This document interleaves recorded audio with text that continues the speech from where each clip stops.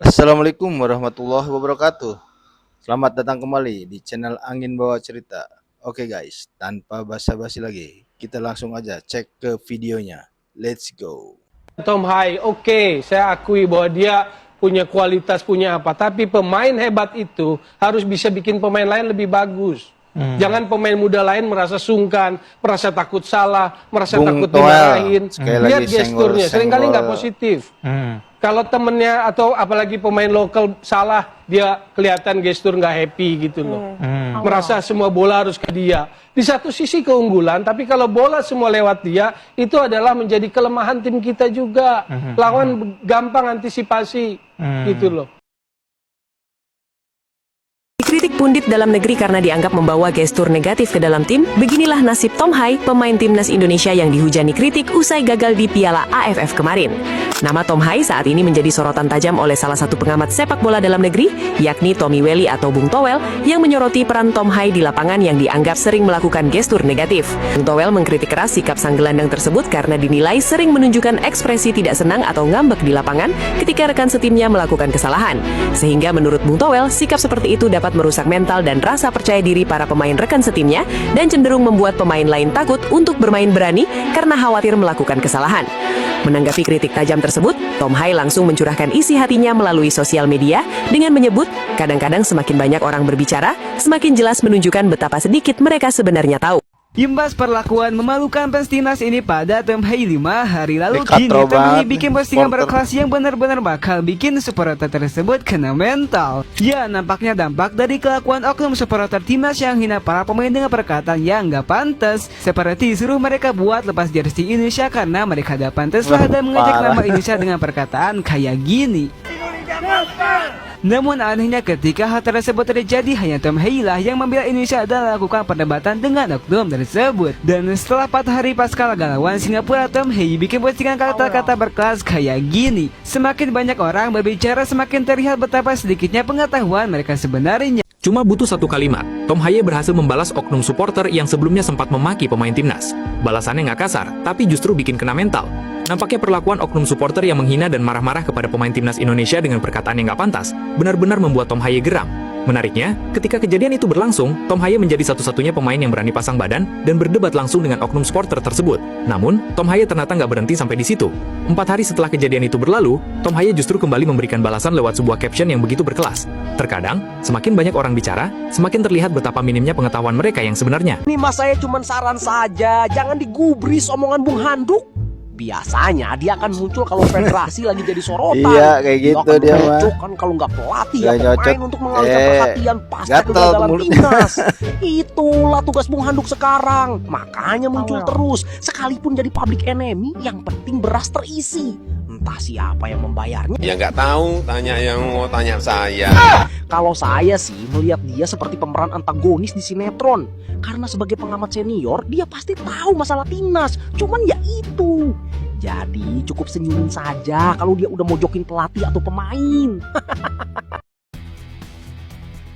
Gagal total di Piala AFF, Profesor Toha membuat sebuah postingan menarik yang seakan menyindir pihak tertentu yang begitu keras mengkritik penampilan timnas yang tersingkir di babak fase grup. Ya, selain dapat kritik pedas dari fans yang hadir langsung ke Singapura saat away, kemudian fans tanah air hingga Bung Handuk yang terang-terangan mengomentari 4 pemain yang dinilainya kurang maksimal. Profesor Toha pun membuat sebuah caption pada media sosialnya yang bertuliskan, terkadang semakin banyak orang bicara, semakin jelas menunjukkan betapa sedikit yang mereka sebenarnya ketahui. Ya, para fans dan pengkritik memang jelas gak tahu apa yang terjadi di dalam skuad. Namun sangat wajar jika siapapun yang mendukung skuad ini pasti kesal usai melihat skuad yang diperkuat banyak pemain diaspora ini gagal total, bahkan lolos fase grup saja tidak sanggup. Dan yang menarik, pelatih John Hedman berjanji akan tampil habis-habisan saat FIFA Asian Cup dan meyakinkan fans jika skuadnya tak akan banyak blunder lagi seperti saat mereka mentas di Piala AFF. Bung Toel sekarang udah beda cuy, nggak lagi ngeritik pelatih, kali ini lebih banyak ngeritik pemain timnas. Yang pertama dia mengkritik Ivar Jenner. Ketika menghadapi Singapura, Ivar melakukan gerakan yang memprovokasi pemain Singapura. Dan menurut Bung Toel itu adalah hal yang kampungan. Yang kedua ada Eliano Reinders yang dianggapnya nanggung, nyerang enggak, bertahan juga enggak. Yang ketiga ada Ragnar Oratmangun. Kecuali golnya, Ragnar tuh nggak bikin apa-apa. Terakhir ada Tom Hai yang juga kena nih sama Bung Toel. Padahal secara permainan kemungkinan Tom Haye di Piala AFF ini bisa dibilang ngegendong timnas. Tapi Toel mengkritisi bahwa Tom Haye sering memberikan ekspresi kurang positif kepada rekan setimnya. Gimana cuy, kalian setuju nggak sama Bung Toel? Coba tulis komen dan follow akun gua buat info bola selanjutnya. Kepada John Hedman lebih clear memilih.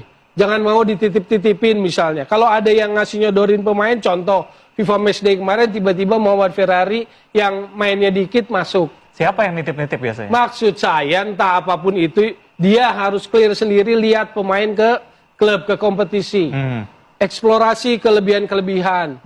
Cuma kan sedih juga kalau kemudian dia eksplorasi ke Persib, dia cari striker yang dia lihat Ramon yang dipasang gitu kan di Persib. Kan paradok. Kenapa? Karena kebanyakan pemain asing di klub liga profesional kita gitu loh.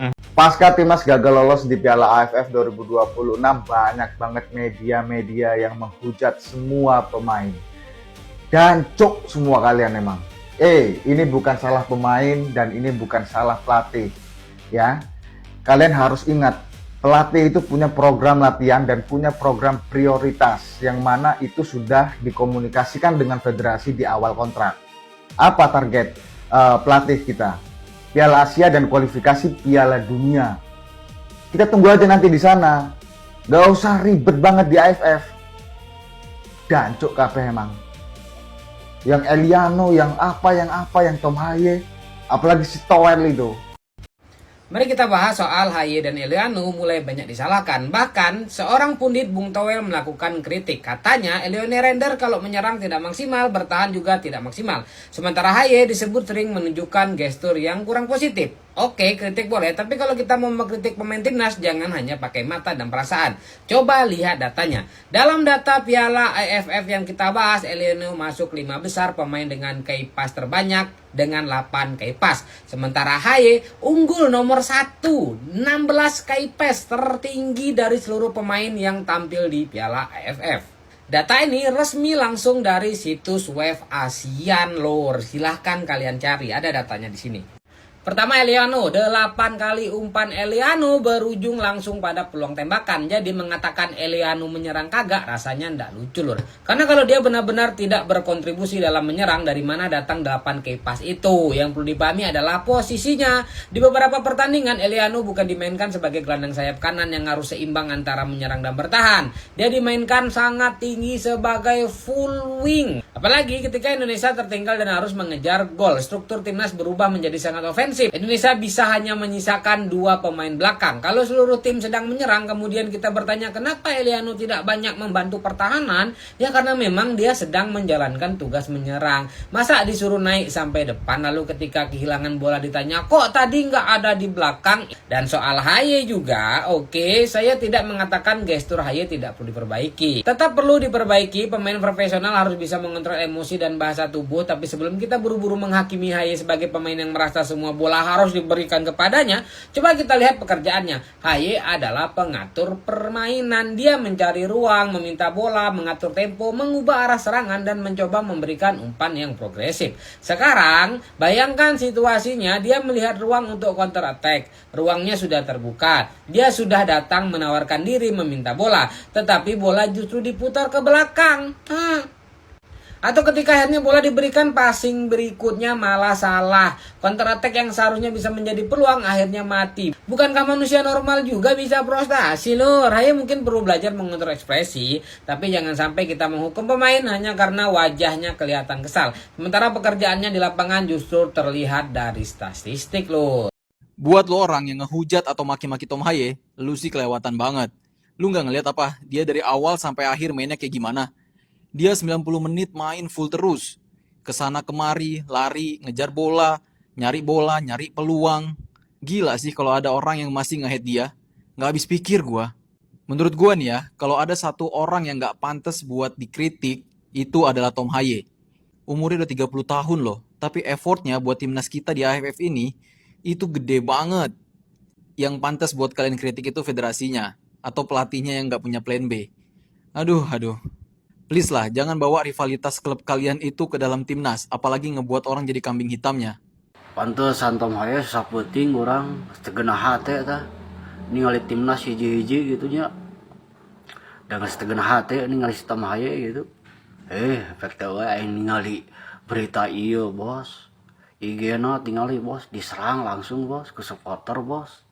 Cek dan kumaha itu si Tom Haye nya, si Tom Haye wajar lah di lapangan mainnya ngambek wajar nya. Udah capek main teh bos. Da main oge geus kumaha berusaha bos, hayang menang main oge sarua bos. Da takdirna kudu hiji-hiji kumaha bos. Can waktuna mah bos hese mau menang bos, can waktuna mah bos. Gampangkeun wae teh si laing anu ngaromen ieu bos geus barisa main wae ah.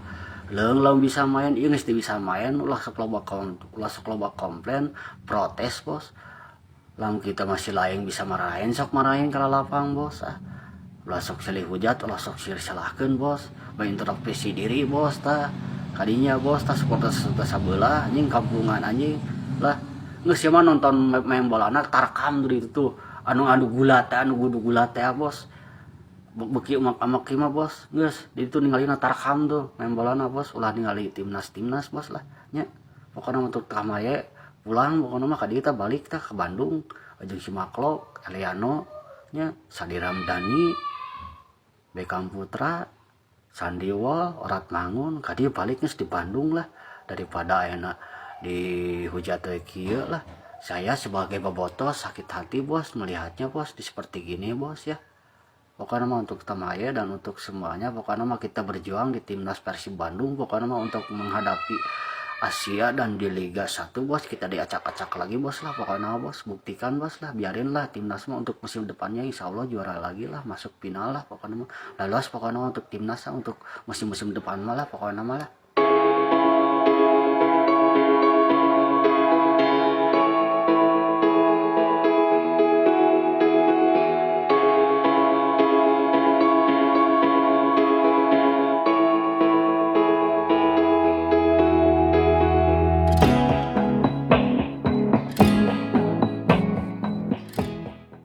John Hartman terancam kehilangan pekerjaannya kalau timnas Indonesia kembali gagal di turnamen ini.